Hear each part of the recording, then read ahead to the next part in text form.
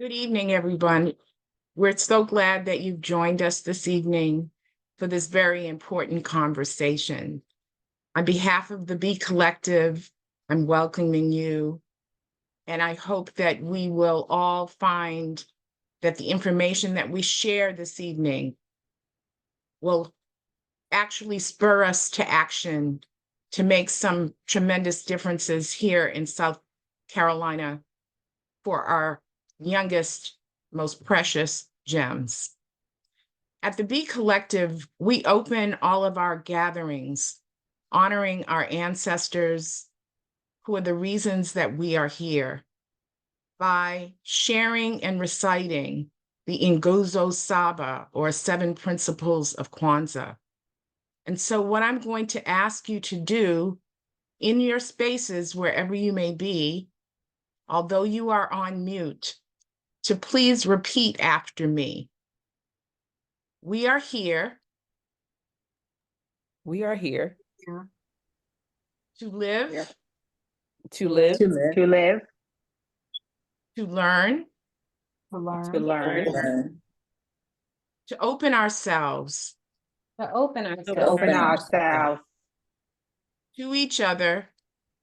to to each each other, other And to the universe. and to the and universe. to the universe By these 7 principles. by these by seven these 7 principles. Umoja. Umoja, Moja, Unity. unity, unity, Fuji Chagalia. Fuji. Chagalia, Self-determination. self-determination, Ujima. Ujima, Jima, Collective work and responsibility. collective work, collective work and responsibility. Jama. Ujama, Jama, Cooperative economics. cooperative economic, Nia. Nia, yeah, Purpose. purpose, Kuumba. kuumba, Umba, Creativity. creativity, Imani. iman, money, Faith. faith, faith, Harambe. Harambe, Togetherness. togetherness. Thank you so much. It's so important that we honor our ancestors and encapsulate their wisdom in the work that we do in the world. So this evening, we are going to be guided through our discussion and conversation by Shantell Scott-Twumasi. Shantell is a passionate community advocate and member aiming to be a part of the change she wants to see. She was one of the first team leaders with the Charleston Area Justice Ministry and went on to become the lead organizer for More Justice in Columbia for a year. She's also served as a delegate at the United Nations conferences in an attempt to help African youth lead their countries towards achieving the Millennium Development Goals. Shantell has a background in public speaking, having delivered keynote addresses at the Charleston County Girls Summit, Charleston Days of Grace, and the 2023 Women's Symposium at Stall High School. She reimagines a future where Black and Brown girls and boys like her son experience a more just and equitable society. Welcome, Shantell, and thank you for facilitating us this evening. Thank you, Dr. Archung, for having me. And thank you as well for the grounding of the space. I most certainly feel grounded, and I'm always grateful when we can reflect on all that our ancestors have laid out for us. So this is an important evening where we are going to be discussing some really important information. And so while the ways of being was sent out to everyone, I would like to uplift a few of them. The first one I like to uplift is practice leaning back. So that's where white-bodied participants are advised to give space for Black, Latino, and Indigenous voices to lead in communication, recognizing that white supremacy and colonialism are at the root of issues such as the Black, Latino, and Indigenous maternal health crisis. Next, I'd like to uplift express vulnerability. So include a share that shows your vulnerability when the opportunity arises. And the last one I'd like to uplift is cultivate cross-cultural humility and awareness. So that's us fostering genuine engagement through deep listening, acknowledging that these crises are deeply rooted in historical power imbalances and systemic inequalities stemming from white supremacy, paternalism, and colonialism. So as I said initially, you all did receive these ways of being. So hopefully you got a moment to just reflect on them. There will be a question and answer open for submission. You can submit them via chat. Have we confirmed how we would like the participants to do this? Just so that they have directives as we're moving forward. There is a Q&A. There's a Q&A at the bottom of your screen. If a participant would be so lovely as to chat a question in there real quick, we'll see if that's up and running. And if so, that's the way we will handle the Q&A. Panelists are not allowed to chat, I guess. And I do not see one coming through. I was going to call on a specific attendee. Julie, can you, oh, I see one come through. Look at that. All right, Sean, thank you so much for the testing. Good deal. All right, so the Q&A is up and running. So that's how we'll handle your questions. You'll send those there and then I will send them on to Shantell. Okay, awesome. So as you are actively listening, if anything comes to mind that you would like to ask, please do submit them.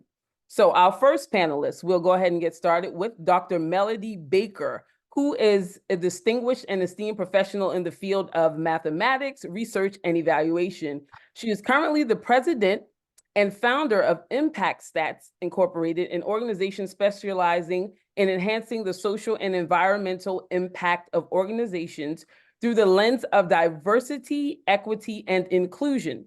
She also serves as the National Policy Director at Just Equations, where she works to advance math education policy through national partnerships, policy initiatives, and research. Melodie holds a bachelor's degree in public relations from Buffalo State University, a master's in executive leadership and change from Damon University, and holds an advanced graduate certificate in applied statistical analysis. She recently earned her Ph.D. in educational psychology and quantitative methods from the University of Buffalo in May 2023. And let me add, this was not in her bio, but I would love to add that she is also the mother of 5 children. I salute her for that alone. So Dr. Baker, please go ahead and share the report. Thanks for being here. Thank you. Thank you so much for that great introduction. It is truly an honor, Shantell, to be here. I'm just going to get my slideshow started. Can everyone see it? Okay. Okay, great. All right. So first, I'd like to start off just by thanking Miss Adrienne Troy Frazier and the B Collective for bringing us together to discuss this important topic. It's truly an honor to have the opportunity to share with parents, teachers, leaders, and stakeholders who ultimately have the responsibility of making decisions that's going to impact the development of children. I'm so excited to be here, not just because I love numbers and research, but because I've been in this work for quite some time. And as Ms. Shantell said, I'm the mother of 5. children, and I've been in education and early childhood for over 20 years. So I'd like to dedicate this work and all my work to children and to families, and to our community, so that they can be as healthy and capable as they can be. And we'd love it if all children could fulfill their potential. So I'm just going to start out my presentation by just giving you an outline of this work and this project, and giving you some background about what it is that we're doing. So we are collaborating with the Be Collective to really understand and explore exclusionary discipline in South Carolina, and specifically in Charleston. So this project, what we're doing, you all might have seen the 2-pager. So that was actually just a preliminary analysis. It's going to be a much deeper research paper that we're really excited to share. What the components of this project includes a review of the literature, so the existing research on exclusionary discipline, the role that implicit bias may play.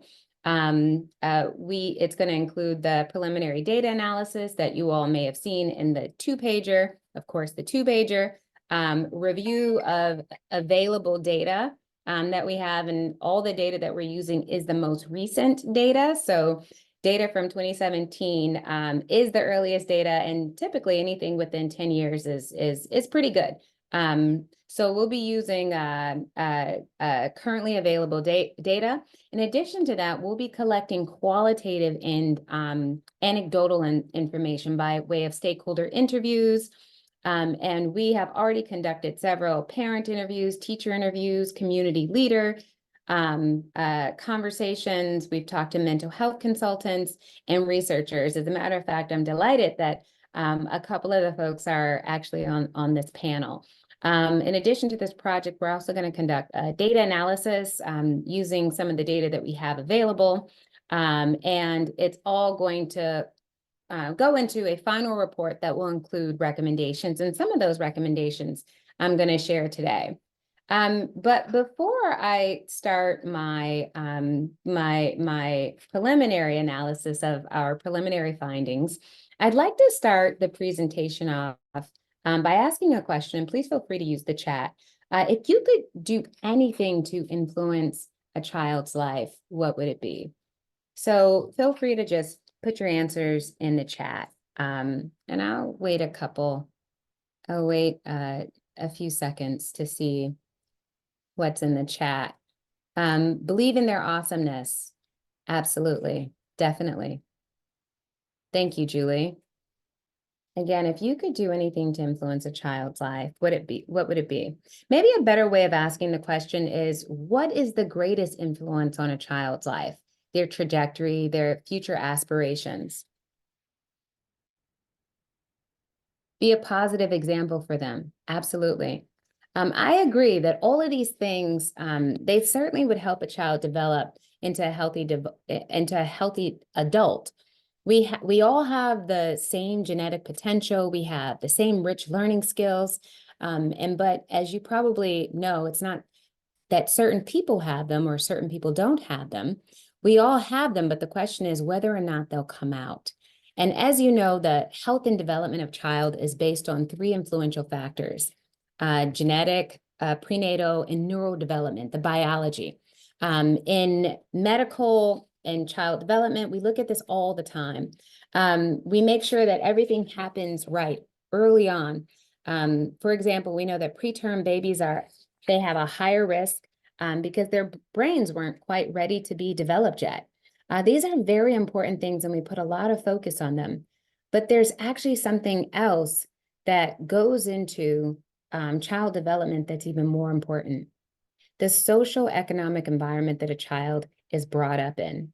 So believe it or not, it's not a child's environment actually matters more than their genetic code when it comes to development. And depending on the relationships that these children experience, that can have a tremendous outcome on the impact on their outcome, in addition to their broader social economic environment.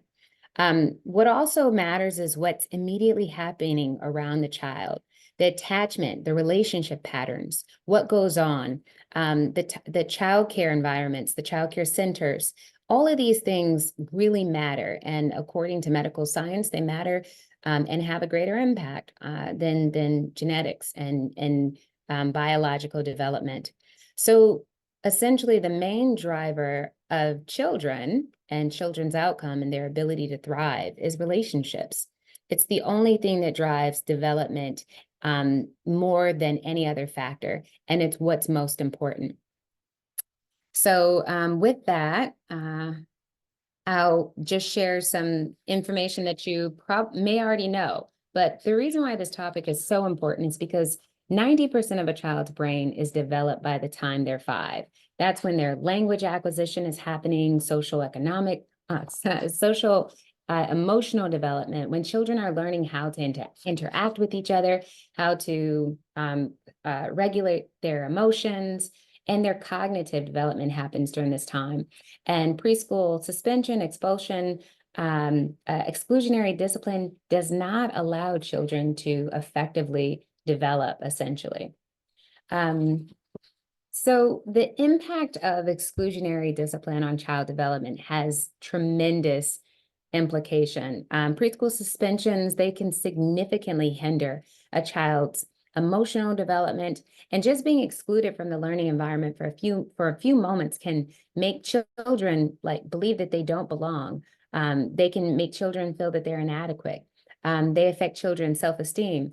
And additionally, when children see how other children are being, how teachers are responding to other children, those children grow up to become adults and respond to those children the exact same way. So whether we know it or not, our kids are learning from us the entire time. They're learning that they belong in these environments, or that they don't belong in these environments. They know that that they're safe, that they're cared for, or that they're not, and that they're not safe and cared for. One of the most interesting things that I've been looking at since I've been working on this project is thinking about children and their development. When children can't read, we teach them how to read. When children can't write, we teach them how to write. When children don't know how to ride a bike, we teach them how to ride a bike. But when children do not behave in the way that we want them to behave, we don't teach them. We exclude them. We punish them, and we expect them to know better and to understand and to self-correct, which is possibly one of the most interesting things about exclusionary discipline. It is completely antithetical to early childhood development and everything that we've learned. So one of my favorite quotes is from Nelson Mandela, who said, "There can be no keener revelation of a society soul than the way in which it treats its children." So from there, I'll go into some data on the US. So I want to point out that this is not just a South Carolina issue. This is not just a Charleston issue. As you can see, this is a systemic national issue. That is something that did not happen yesterday. It's a decade-old problem that we can all work together to fix. 17,000 preschoolers were suspended in 2021, according to a research report out of the University of Virginia. And half of those children were Black boys, even though they only represented 20% of enrollment.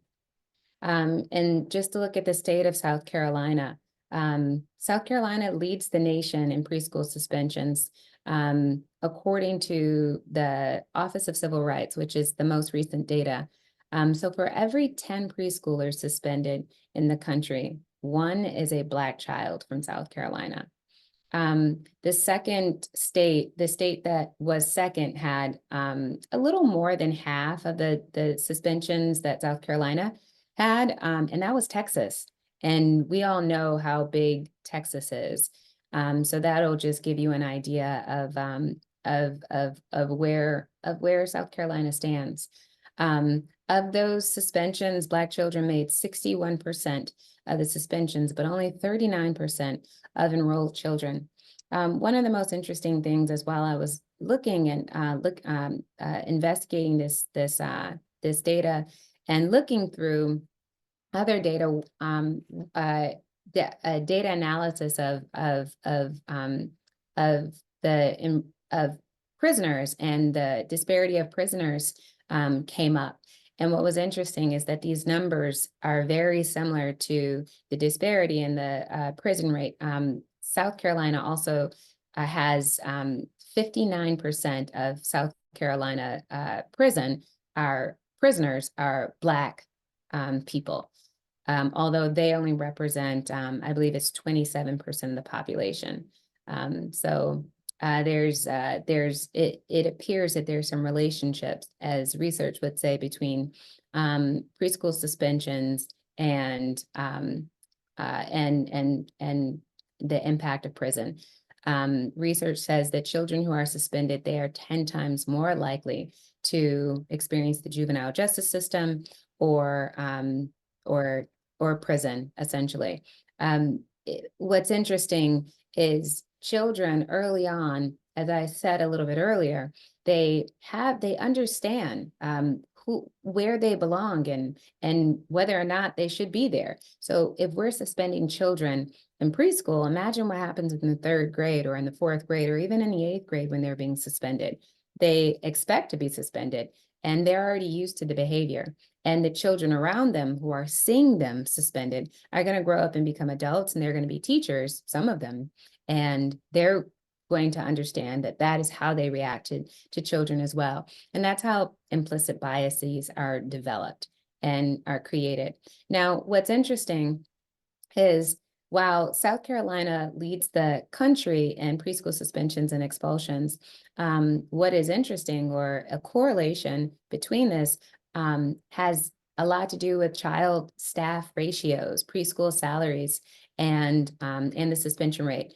What was interesting, just taking a look at the most recent data, South Carolina is actually tied among 3 states, being the second, having the second highest child to staff ratio. So for 4-year-olds, the ratio is 18:1, so 18 children to every 1 adult. And for 3-year-olds, it's 13 children for every 1 adult. And just to add some context, New York, the state of New York, their ratio for 4-year-olds is 8:1. Their ratio for 3-year-olds is 7:1. New York has one of the lowest preschool suspensions in the country. And, you know, there's different implications for that. However, it could have a lot to do with the overstressed and undervalue that we have, and the lack of support that we are providing for preschool teachers and preschool systems. In addition to the high amounts of the high ratios, student-child ratios, South Carolina is also ranked 47th in the country for preschool teacher salary. Preschool teachers on average, and this is the latest, most recent data, on average make about $24,000. And there was actually a range. So the lower end of that was 19,000, and the higher end of that was higher 20s. So South Carolina has one of the highest, so teachers are dealing with more children with less pay, which according to our data analysis is highly correlated with suspensions and expulsions.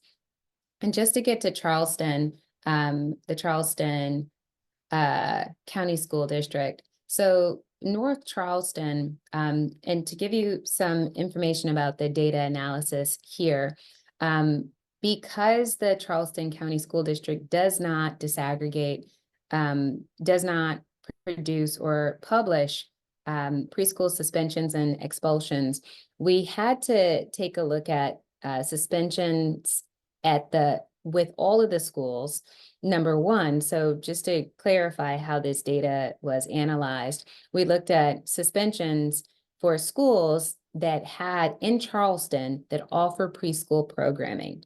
So some of these schools could be a pre-K to 5, some of them could be a pre-K to 2, but we were not able to find exact numbers for preschool suspensions and expulsions because that data, to my knowledge, is not published. So we highlighted schools in Charleston that offer preschool programming. And because the data also is not disaggregated by race, we had to use census data to get an idea of where the most dense populations of Black children were, to understand what disparities look like. And according to our data analysis, while North Charleston had a very more dense population of Black children. So if Black children go to Black schools or attend schools in North Charleston, that would be representative of this data. So North Charleston schools that offer preschool programming, they are overrepresented in suspension and expulsion rates, despite only representing 28% of student enrollments. So they represent 46% of the out-of-school suspensions in the entire Charleston school district. And so you know that number is actually a very conservative number, because we only compared North Charleston to the rest of the school district. So we're not looking at schools outside of North Charleston. So it's a really good chance that that number is much higher than what we were able to analyze. And this is a typical hypothesis, or coming up with a theory is a typical in science. When you don't have the data, you come up with a hypothesis and then you test that analysis with more information. But because we had limited information, we had to use North Charleston schools and compare them to the Charleston County School District as a whole.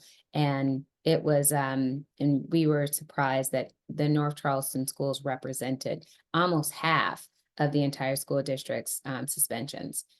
And again, those are schools that offer preschool programming. That is not specifically preschool children, because that information was not available. So part of our the work that we're doing involved interviews. So we're trying to understand the role that implicit bias plays in preschool suspensions and expulsions.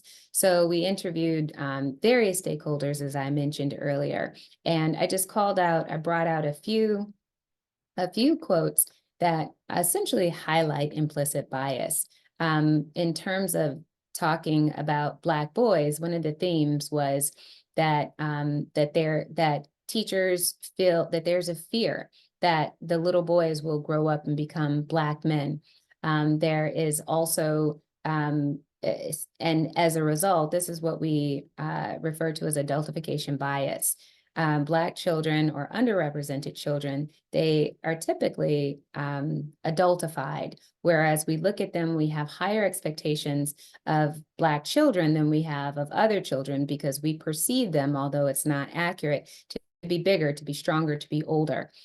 So if a Black child has the same behavior as a non-Black child or a white child, that behavior is considered to be more threatening.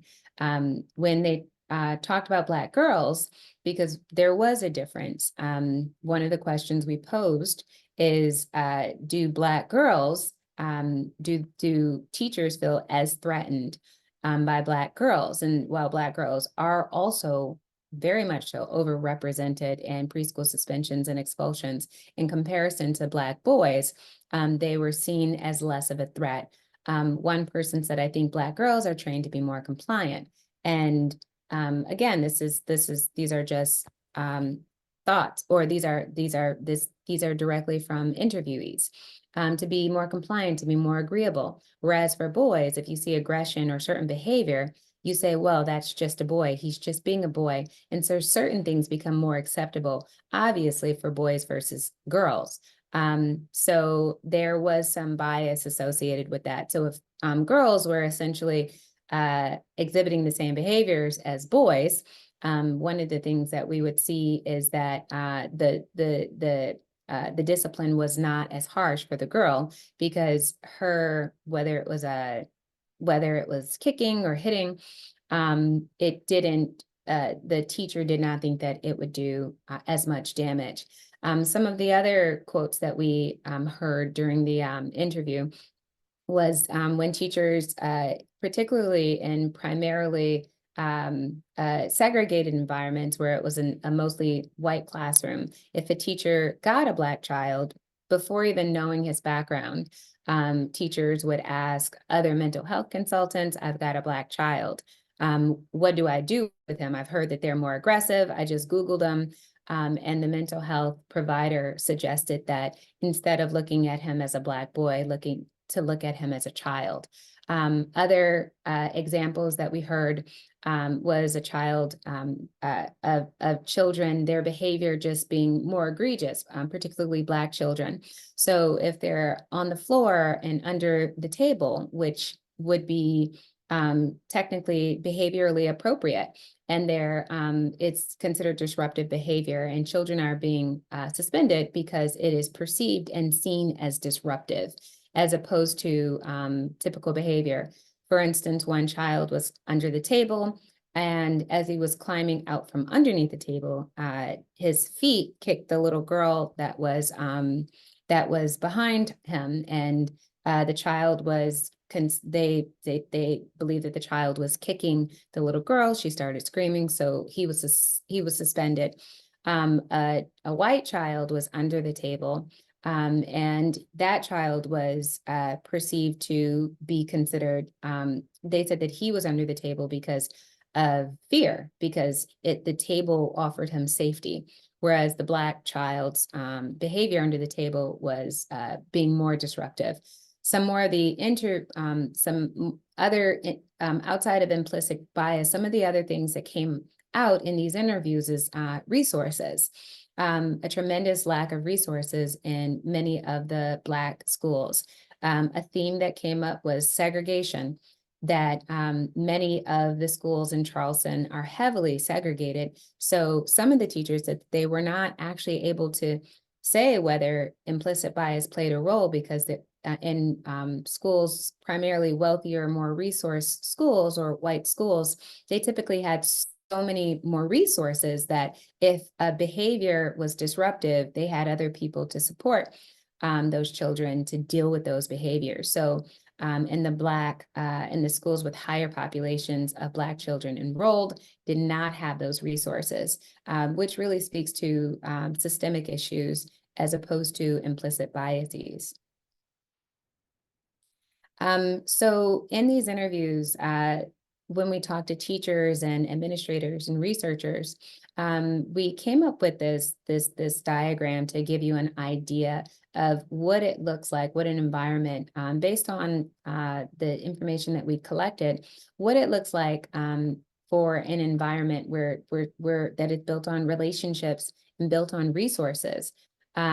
This arrow here, this gray arrow here highlights cultural self-awareness, implicit bias, training capacity, and expectations. These are background issues or different issues that can influence or exacerbate or influence teacher suspensions, preschool suspensions and expulsions. So when a teacher is distraught by behavior, and when there's relationships and resources available, that teacher can communicate with the family.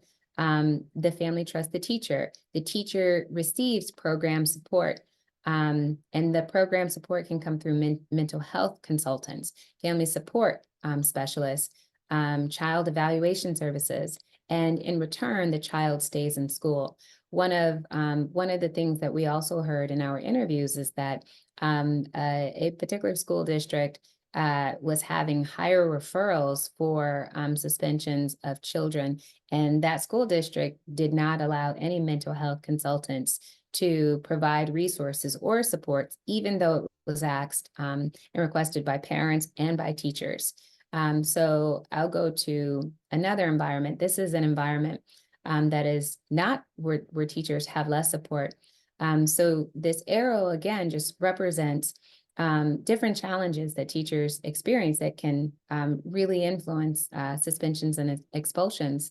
And when a teacher is distraught, that teacher may attempt to communicate with the family, but because relationships are not there, the family does not trust the teacher.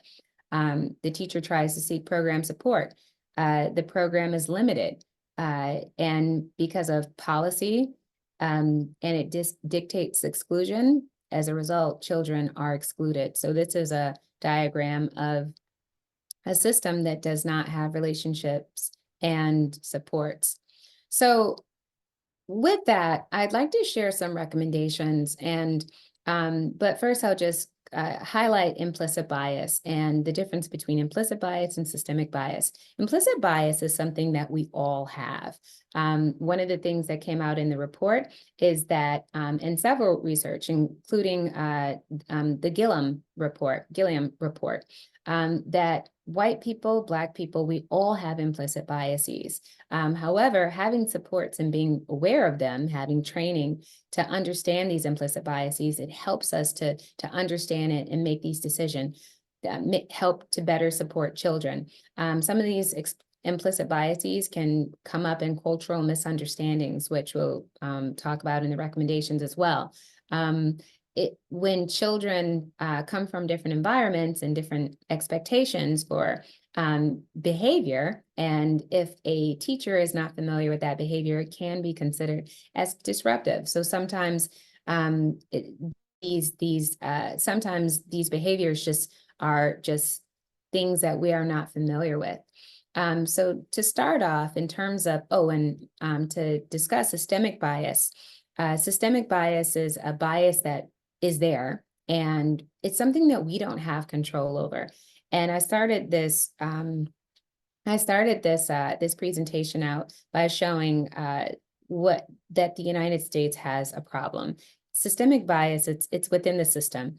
It has everything to do with resources and poverty and implications that are essentially that we are a part of, but are out of our control. South Carolina was actually the last state to desegregate. And up until 1970, white teachers, children were exclusively taught by white teachers. These are systemic things that we had no control over, that we're a part of these environments. Another systemic piece is that preschool teachers make in South Carolina are in the bottom 3%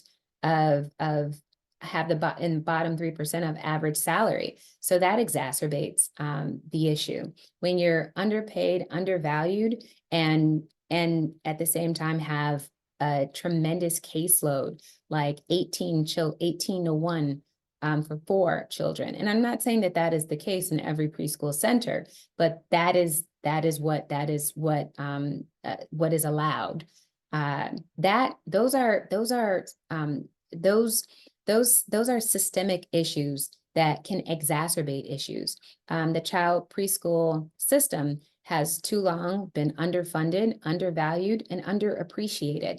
And you compound that with children with behaviors that we're not familiar with, and essentially it is a recipe for disaster. So this is not something, this report is not blaming teachers. It's about a systemic problem that we are all a part of, something that we all contribute to, and that we all have to work together to address. And these recommendations will hopefully give us an idea of where we can start. And again, these recommendations also came, and these are not the final recommendations, but these recommendations also came from the interviews of stakeholders, leaders, researchers on how to start and how to address this issue. So what can teachers do? Teachers can be aware, even requiring children to sit alone silently, which is considered soft exclusionary discipline. It can be harmful to healthy development. One of our interviewees highlighted that ignoring children in the environment when their behavior is not what they expect is equally harmful. And so we don't always, so that's why we don't always refer to it as suspensions and expulsions, because anytime a child is excluded from learning and they're not being taught, which that can have a negative impact on children.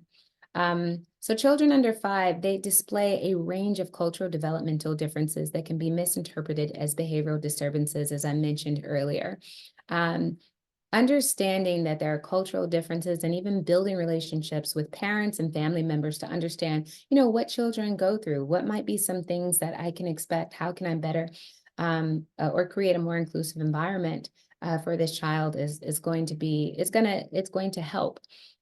Also reflecting on your implicit biases and how these influences your teaching, and then also to advocate, to request racial equity, implicit bias training and restorative practices.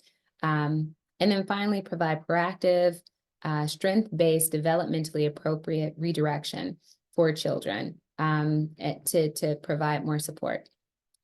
So what can families do?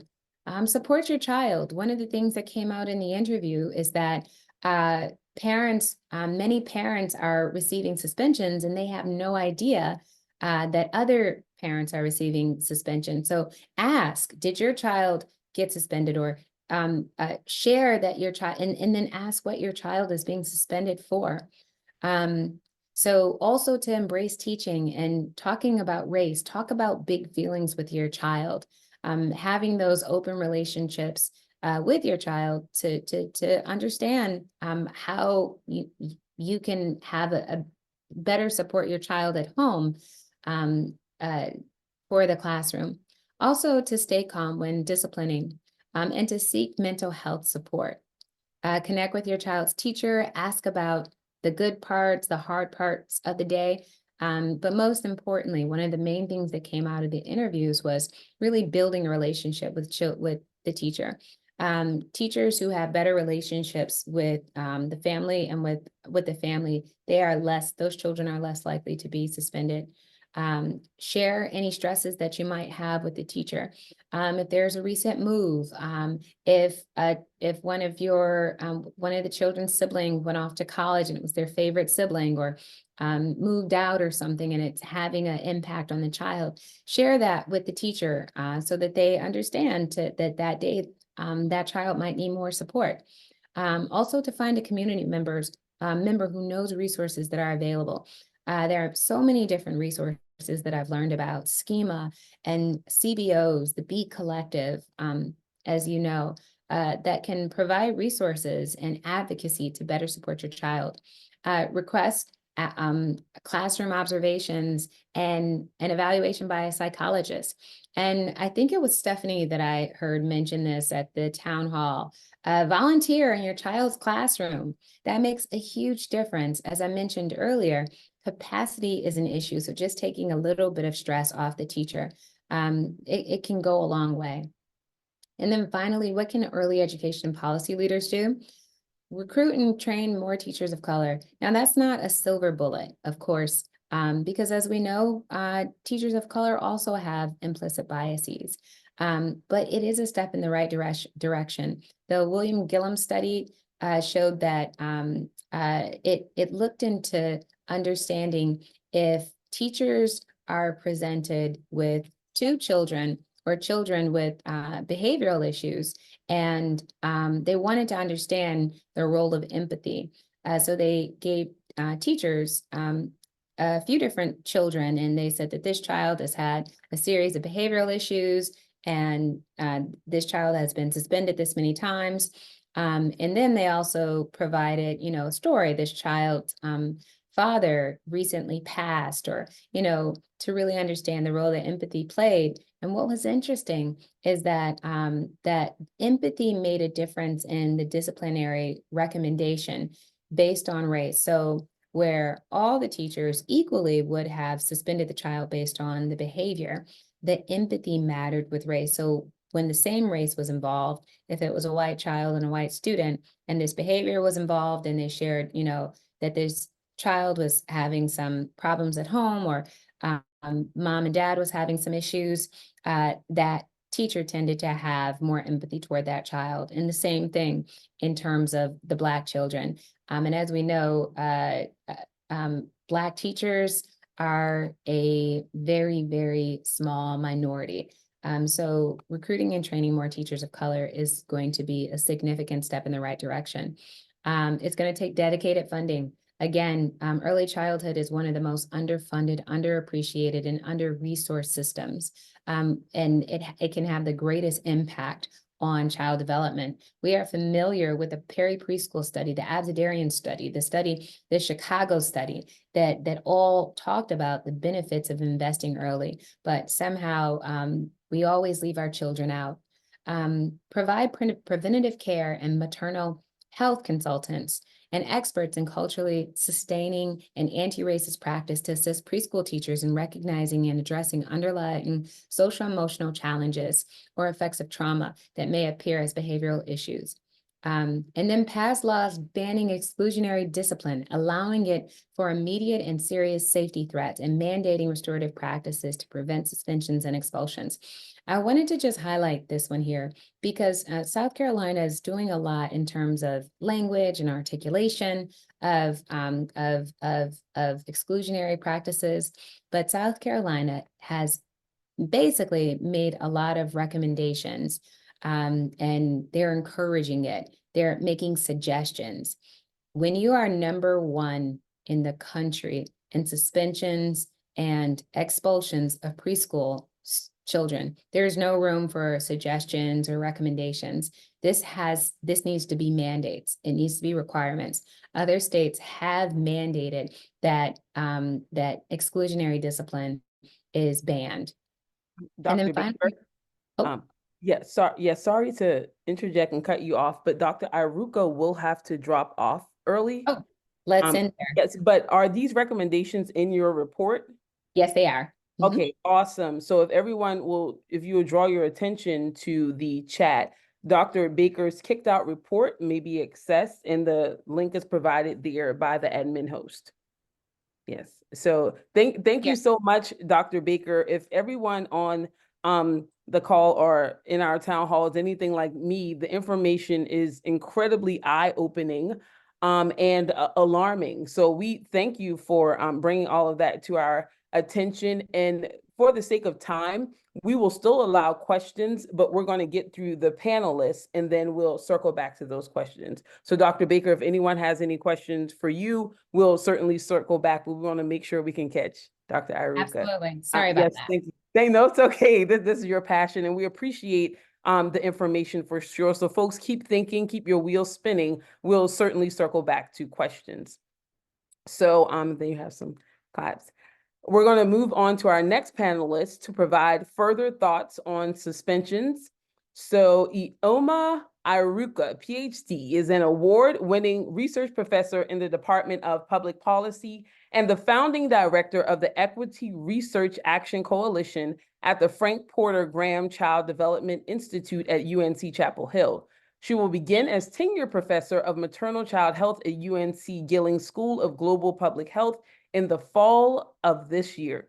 Dr. Iruka is leading projects and initiatives focused on ensuring that minority children and children from low-income households thrive through the intersection of anti-bias, anti-racist, and culturally grounded research, program, and policy. Dr. Iruka has authored over 90 books and papers and has given over 300 talks addressing systemic inequities and advancing research and action on the well-being of children and families.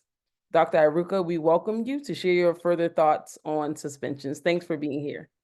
Absolutely. Thank you so much, Shantell. And of course, thank you to Dr. Baker for such a rich, really set of information. And just, I think you being able to both tell the story and also show the data and the urgency and the crisis that we're in. So really an honor to be here.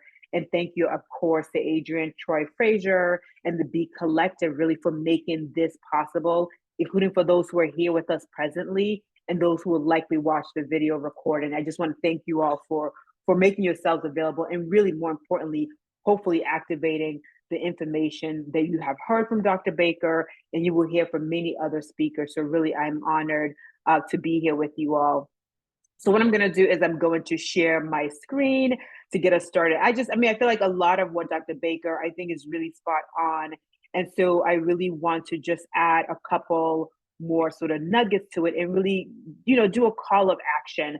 So I'm going to share my screen, and hopefully you will see it as soon as it pops up there. Give me 1 second here. To be able to share the screen here. I want to make sure I have like 3 different screens. Okay. So really, in the end of it, I think what Dr. Baker has shared, and of course, while we're here together, is our children can't wait. And so if nothing else, I hope that, hold on, make sure you can see, okay, I want to make sure you can see my screen, perfect. If nothing else, I hope that you will leave with some level of urgency, and hopefully you will center on what I call the 3 Ps of protection, promotion, and preservation. So if nothing else, I'm gonna, condense what I'm gonna say, but really I hope you literally leave with how do I go about protecting, promoting, and preserving the health, the well-being, the wealth, and the self inquiry of our young babies, very much so. And I just want to sort of start with sort of this particular phrase from W.E.B. Du Bois, the souls of Black people, the souls of Black folk. One ever feels his two-ness, an American and Negro, 2 souls, 2 thoughts, 2 irreconciled strivings, 2 warring ideals in one dark body, whose dogged strength alone keeps it from being torn asunder. Again, it's a reminder that while he was talking about just the Negro and particular adults, we have to realize that children are actually having to deal with this sort of who am I, right? So in one space, they're loved, they're affirmed. In another space, they're actually treated as not human, right? And so having to deal with that as a young child has huge implications. But before I sort of talk about some of the huge implications and what we can actually do, I want to sort of just remind us really around the science of child development. I won't repeat what Dr. Baker has eloquently told us, but I want to just flag a couple of things. Obviously, brain development is really critical in child development. And early experiences are really essential for building brain connections. And so it's really important that what children experience, whether in childcare, in school, in home, in the environment, the community, are critically important for healthy development writ large, right? And really, there's a critical timing. And in the early years, a sensitive period of development, certain triggers, certain adversities can actually change the timing of critical brain development. It could be around language, emotion, social development, regulation, right? So there are things that could shift when trauma impacts children. And we could argue, right, that issues of racism, discrimination, bias, being suspended, dealing with COVID-19 really could adversely impact children. And important for us to recognize that it's not just when children are born, it's also before they're born. And so we have to recognize that preconception period as well as the postpartum period. And then finally, I hope that we also remember the end of it, right? That no matter what children go through, right, that is the power of relationships, right? That's that relationship between the child and adults in their lives are essential, and they buffer them from stress, and they promote their positive development. So if nothing else, I hope that we remember really these 4 major points about brain development: the critical timing of the first few years of life, the preconception period, but also the power of relationships, particularly positive, affirming relationships. But I do want to underscore that, right, children are experiencing numerous of adversities, right? And of course, we're here to talk about suspension, expulsion, but of course, we have to think about issues of COVID-19 that's still reverberating, right? Whether it's through the loss of loved ones, through the loss of even maybe homes and many other things that children, need to feel consistency. Of course, child poverty, it was reduced a little bit with the child tax credit, but obviously it's gone back, and Black people are particularly affected by that. Child separation, which we saw a lot of it in the southern border, but we know issues of child welfare is still plaguing our community, and for children being separated from their family could really be traumatic. Of course, we see book bans, right? And those are having significant impact on what children are learning, how they see themselves in what they're learning. Even the educators are struggling. What can I talk about before I get fired, right? And of course, climate change, which actually is likely to impact Black people on most levels, including our childcare environments, but also our families and communities, because we're less likely to have the wealth to really address a lot of the impacts of climate change, whether it be cold or hot or any other sort of devastation like Hurricane Katrina. All those climate change are likely to impact us the most and create more adversities for children to sort of experience. So again, expulsion suspension is one of the big issues that we're here for. But I want us to recognize that there are a lot of adversities that Black children in particular are dealing with. And I really want to make sure that under all of these issues, right, whether we're talking about expulsion, climate change, book bans, poverty, the underlying culprit from the work that I do is really racism, right? So whether you call it implicit bias, and so when I talk about racism, I talk about it having multiple forms of it, right? You have sort of the cultural racism, like the water and the white supremacy ideology. You have structural institutional racism. You have interpersonal, which is really the implicit bias. You have internalized racism, where children begin to sort of really have a negative reflection about their own group. So to all of these issues of racism, whether you call it implicit bias, it's still racism, just in a different form, right? And we know that racism and oppression are literally killing Black children. We are seeing higher suicide rates with our really that 6 to 12-year-old. We're seeing a lot of mental health issues. Again, COVID-19 is part of it, but we know the underlying root is really the continued legacy and the current manifestation of racism and discrimination, right? Both the institutionalization of racism and the interpersonal racism from discrimination and biases. And that really can impact the health and well-being of both the children and the adults in many ways, right? So even as adults, right, we may look like we got it, right? We may look like we're, here I look like I'm gathered and together, but we know that we experience multitude of it, and it affects the way that we eventually interact with our children. And we know it's also related to why we have the maternal mortality, because racism is actually visited in the fetal environment. So the racism has many legs and many forms, and our children are being impacted both directly and indirectly. And so really, right, I can talk forever and a day about sort of the impact of racism in its many forms, from health to education to wealth, et cetera. But I want to sort of make sure I leave you with our children really can't wait, right? They need us to really protect them from harm, and harm being emotional, physical, psychological, right? And any kind of harm to their self, body, their soul, their spirits, and any kind of violence, right? But also material hardships, right? There's no reason that really almost 2/3 of Black families are living in low-income households, meaning that they're about $48,000 for a family of 4. And with inflation prices and all the things, with costs, that is not enough to really live a sort of a quality life. And so let's think through, how do we protect children from some of those really both economic, social, and psychological devastations that they're likely to experience either directly or indirectly. Then after we protect them, we need to make sure that we're promoting their health, right? Their physical health, their mental health, their social health, right? Their psychological health, right? We're seeing the mental health issue. It's good to see it front and center, but it also tells us that we have had a intergenerational impact on mental health. And now we're seeing it and we're able to talk about it. And so how do we promote children's health? But also, how do we address issues of wealth, right? We talk a lot about poverty, but we need to talk about the wealth aspect, right? When you have wealth, it's going to at least inoculate you a little bit from the stressors of economic vulnerability. As they say with Black people, when it rains, it pours, right?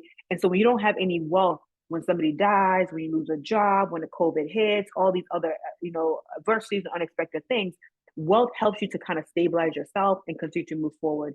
And for Black families, we are the lowest, one of the groups that's less likely to have wealth of about $10,000, a median wealth, compared to $180,000 for white families. So again, think about wealth issues.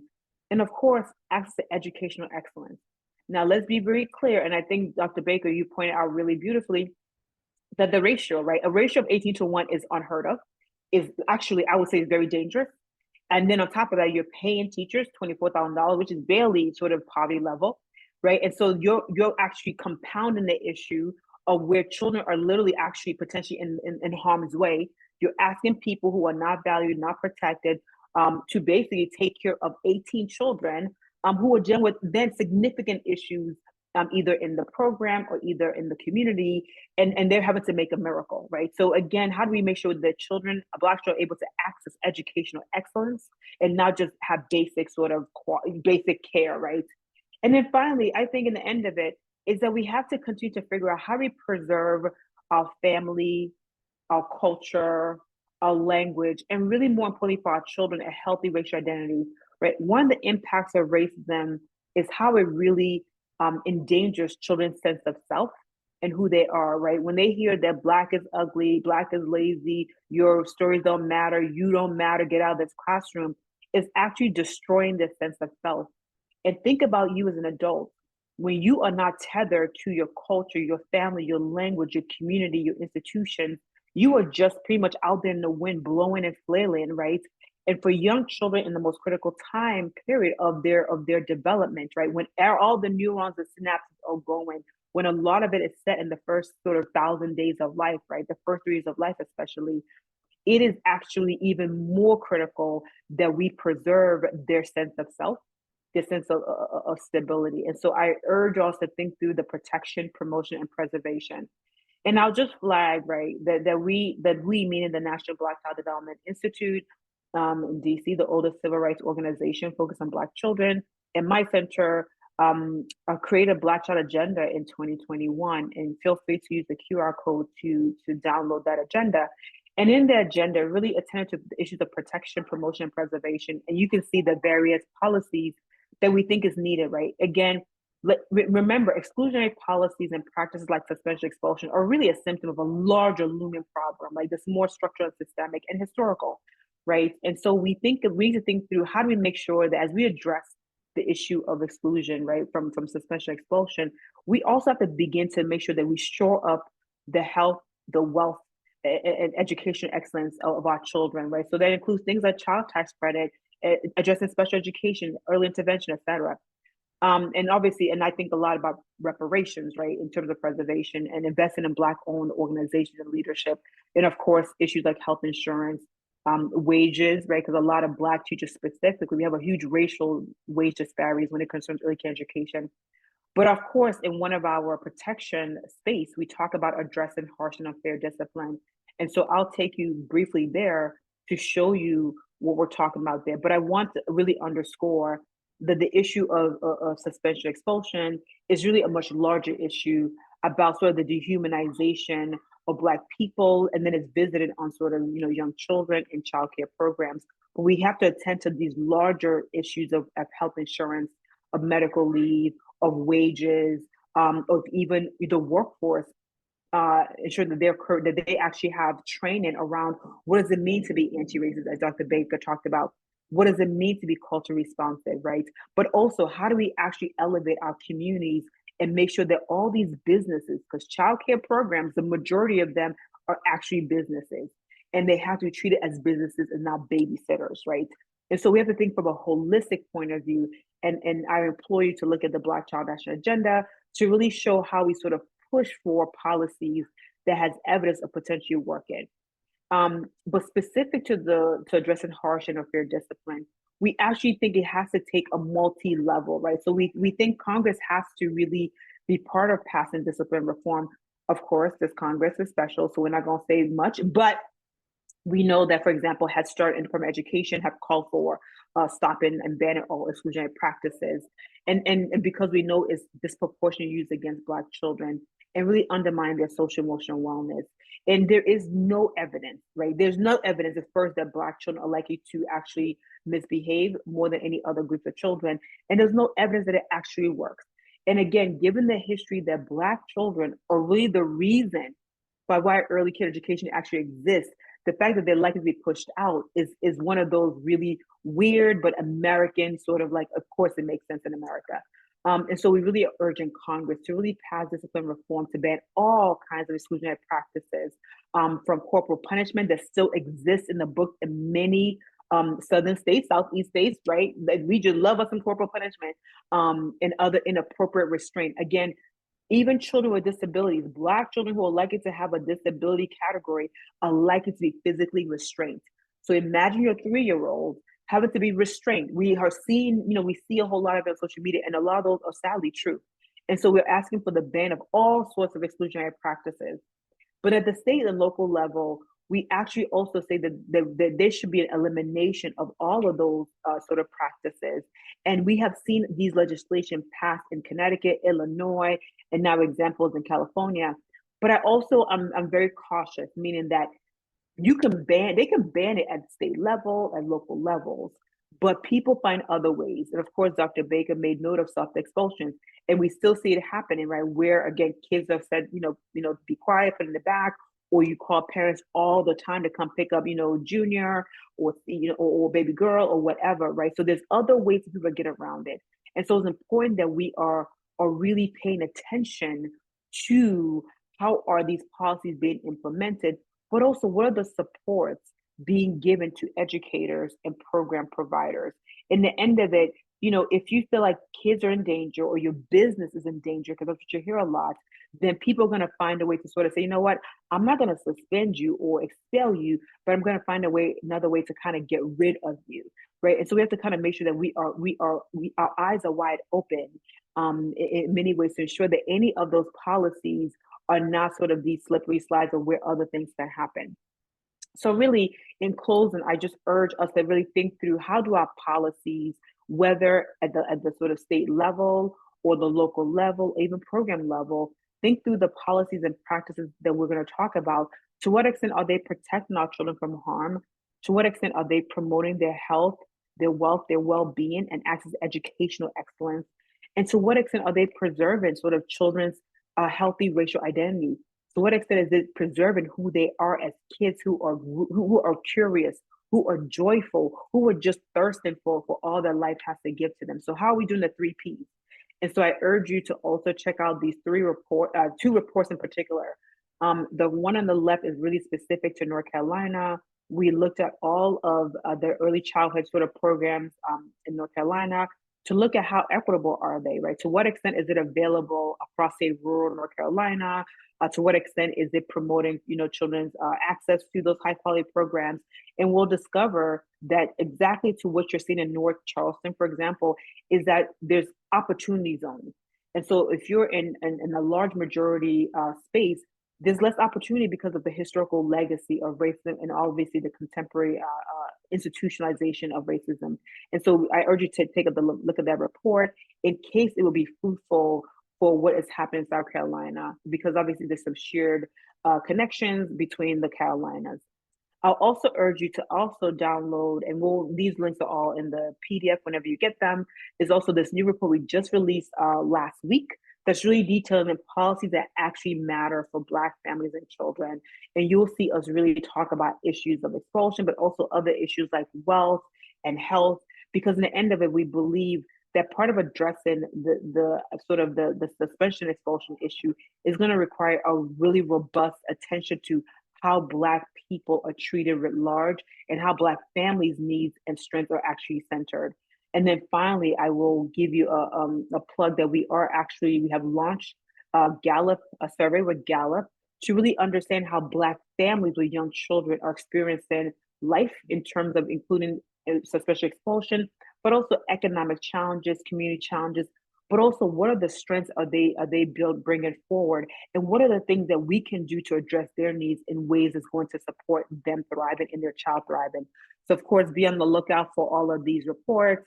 And of course, in the website, which is this website here, feel free to also use the QR code, and the website has a slew of resources. But again, I just thank you all for creating this space for us to really talk about a crisis that disproportionately impacts our Black babies, and really try to figure out what do we do to push it at the local level, but also at the national and state level. So with that, I will bide my time. I'll say thank you. And I'll be here for a little bit if we wanted to do questions, but of course I'm sensitive to time for the other panelists. Thank you for the invitation. Yes, thank you, Dr. Iruka, for being here. And we're just diving further and further. I'm getting excited yet riled up at the same time. It's so good to be educated and understand in-depth background about what is happening with our children. So There was a link shared in the chat, just in case you all missed it, because I know we're fired up in the chat as well, on one of Dr. Iruka's resources. But as the admin shared, we will send out afterwards links to further resources. I am going to, we did have a question, but like as promised, to honor time, we're going to just keep moving. And what perfect time now for us to get a parent's response to all of this. Many of us in this town hall are parents. And so just naturally, we have thoughts. And so sharing with us today will be Mrs. Mavis Hughie, Esquire. So Mavis is a senior corporate counsel at Ingevity Corporation, an international specialty chemicals company that provides products and technologies that purify, protect, and enhance the world around us. At Ingevity, Mavis is responsible for corporate governance and securities compliance, among other things.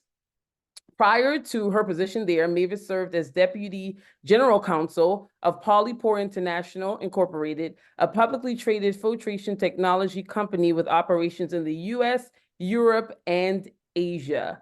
Mavis serves on the boards of the Charleston School of Law Foundation and Catholic Charities of South Carolina. She also volunteers with the Charleston chapter of the Links Incorporated and the Charleston Area Justice Ministry. She lives in North Charleston with her husband, Kelvin, and sons, Elijah and Ethan, and dog, Remy. All right, come on and give us your parents' response. Mavis, good to have you. Thank you. And thank you for inviting me. Thank you to the B Collective and to Dr. Baker and Dr. Iruka for such wonderful information, even though it's infuriating as well. So as mentioned, I've got two sons, one of whom is 4 years old, so right in the age group we're talking about. And I kind of wanted to level set that a bit. I mean, we're hearing a lot of really important data, but we're talking about preschoolers, and the idea that a preschooler would do anything that would result in an expulsion is a little bit, just I'm having trouble even just understanding that, as a concept. So I'll say a lot of great things were said that made me think about my son and his interactions at school. I think, as has been said, I believe Dr. Baker mentioned how Black children in particular are, seen as adults, seen as older than they are, and that so many things flow from that for them. Intentions get ascribed to things, to behaviors that are completely age appropriate, but are seen as more insidious or seen as, more aggressive or more disruptive based on their skin color. And so I think about a situation that I ran into with my son when he was 2, and picking him up from his daycare, and I ask every time, how the day went, and try to get a little bit of information, from the teachers or the helpers that are in class. And this one very young lady said to me, "Oh, well, today he had a bit of an incident." And I asked her to describe, and she said he stole another classmate's water bottle, drink cup. And I just remember being shocked at her using the word stole for a 2-year-old. I'm like, well, 2-year-olds tend to grab things, they take things, without intent, right? Which is what this sort of stealing brings to mind. It's like, it is your job to help 2-year-olds learn boundaries. That's what you are meant to be doing, to say, oh, no, that belongs to someone else, don't touch it, or ask permission, or those kinds of things, because it was a perfectly age-appropriate behavior he had displayed. But the loaded word that was used just made me think about everything we're talking about here. Ascribing, these terrible adult, frankly, motives to children, and what that can mean for them, in the world. And so I think advice that was given, which I think is really invaluable, is, to the extent we can, is to be as involved as we can in the classroom. And I know that that's a privilege to be able to spend time in your child's classroom. I think working parents can't often make that happen. But if you can make your presence felt, if not in person, make sure the teachers understand that you're involved, that you're interested, that you're watching, that you are, that you want to support them in supporting your child to succeed. Because as we've heard, many of them are working without a lot of resources, and an 18-to-1 ratio, as I saw in the chat, 1 4-year-old is a lot. 18 of them, I can only imagine. So, but making sure they understand how involved you are, because I do think that changes a teacher's perspective when they see that, you know, parents are involved and active, and you know, and paying attention, frankly, to what's going on in the classroom, and helping them to understand your child's pluses and minuses. I'll say, you know, everyone comes to their day with pluses and minuses, things that have happened to them at home before they ever got in.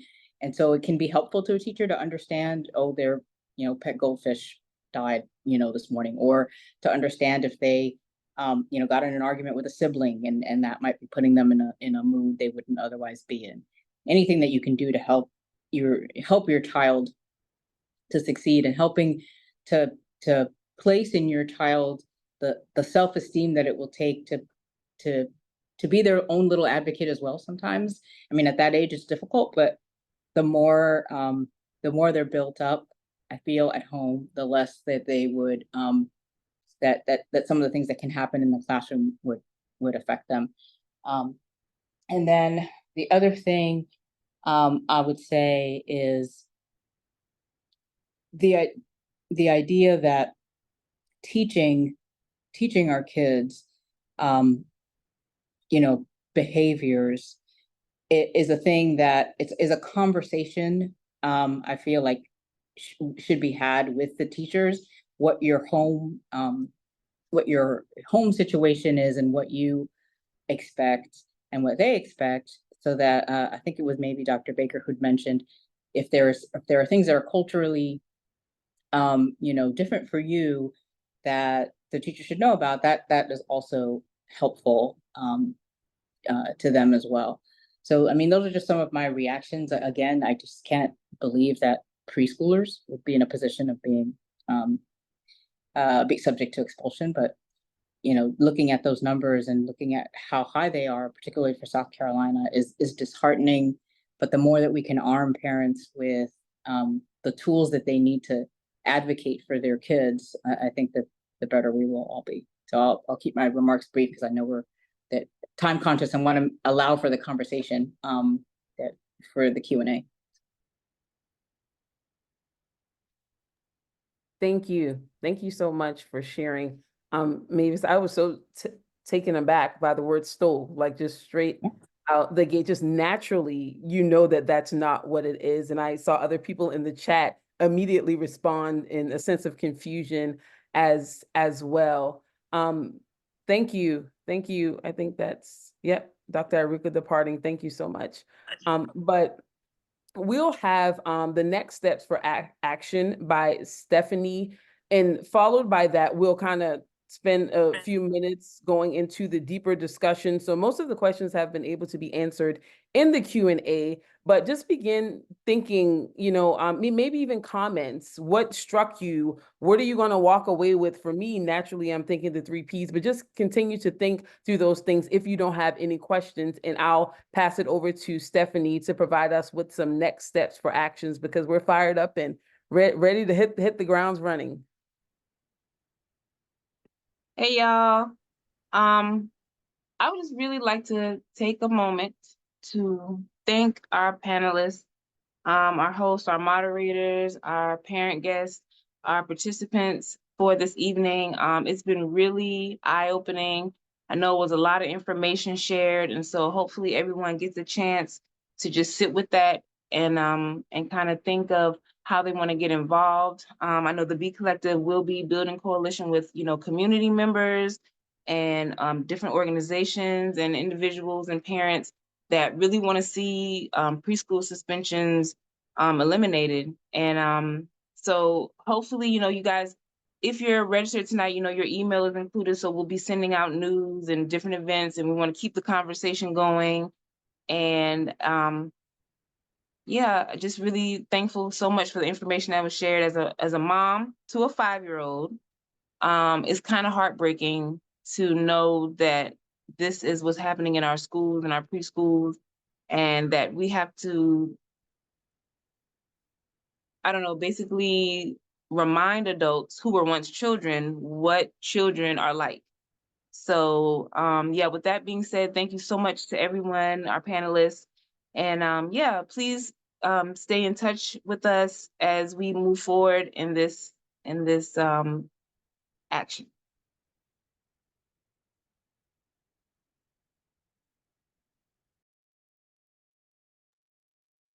Thank you. Thank you, Stephanie. So I haven't been sent. Oh, yeah, we do have one question that we'll start with. This is from Sean, and it's for Dr. Iruka, who's had to leave, or Dr. Baker. So Dr. Baker, you can answer this one, but what support systems are out there for parents whose preschool child or grandchild has already been expelled, and how can they try to promote mental health care for them getting evaluation or whatever needs to be done to find out why the child is misbehaving? That's a really good question. So I would definitely first understand what those behaviors are. Definitely get specific, have whoever is sharing what those behaviors are, articulation. And once you confirm that those behaviors are worthy of suspension, then I would definitely reach out to a child psychologist or counselors. Your school district should be able to provide these resources, and also your health insurance should be able to also provide these resources. But I would definitely suggest getting an evaluation, because sometimes, you know, these children, different responses are a request for help or request for attention, and just providing the resources early on to redirect some of that behavior, children can better be supported. Some of the things that I've seen is that some children are so advanced or so smart, when they're not learning some new information, they misbehave. Or sometimes the activities or the behaviors that they're exhibiting are, you know, just the behaviors that they exhibit with their siblings, or, you know, sometimes it's an older sibling that is teaching or beating up, or, you know, demonstrating behavior that that might not be allowable in a school. But definitely reach out to your school for resources, and then community business organizations. I know specifically in South Carolina, there's the B Collective, and then also Schema, which is the South Carolina Infant Maternal Health Association. I believe that that's what that stands for. But there are organizations that can provide that report, that support. Also, your primary care provider should be able to give you a referral. Thank you. Thank you. Sean, I hope that was a good enough answer for you. Thank you, Dr. Baker. Does anyone have any thoughts that they want to share? Maybe what impact did today's town hall have on you? I know for me, I still consider myself a new mom because my baby's going to be 2 next month, but I'm definitely walking away with a sense of community. And while we know all of these things are happening, I feel very grateful that I'm aware of the numbers, especially, and then also aware of the B Collective, who's doing the awesome work of bringing the education to the community and then navigating or figuring out ways to address these issues that we have. Anyone else? Anything struck you? Are you going to write the 3 Ps on your refrigerator, your mirrors? Okay. I have a question for Dr. Baker, if that's all right if I ask it live.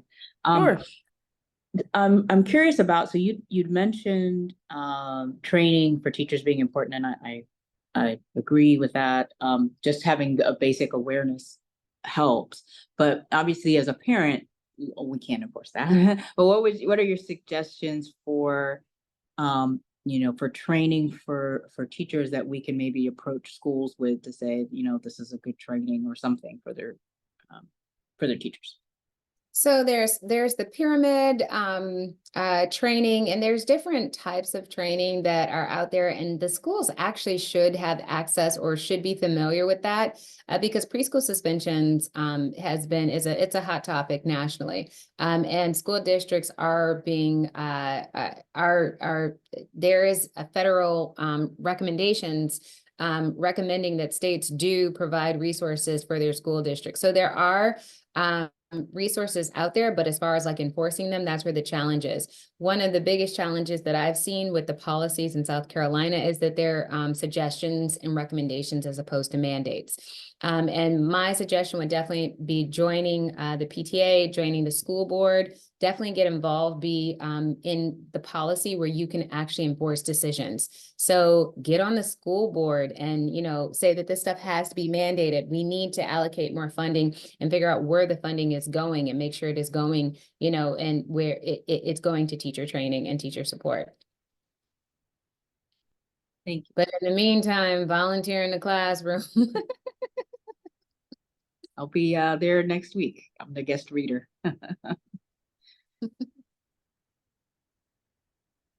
Awesome. I see one note in the Q&A. So Julie says, I appreciate the holding up of community. These acts against our youngest children is an act to undermine their connection experiences. To everyone's comments at the beginning of the call, how do we acknowledge the need we all have for safety nets of love?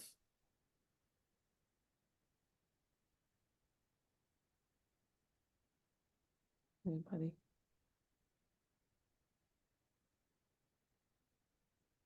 Okay, I'm not sure. Julie, would you like to come off of mute and elaborate more, or is that just some words you wanted to share?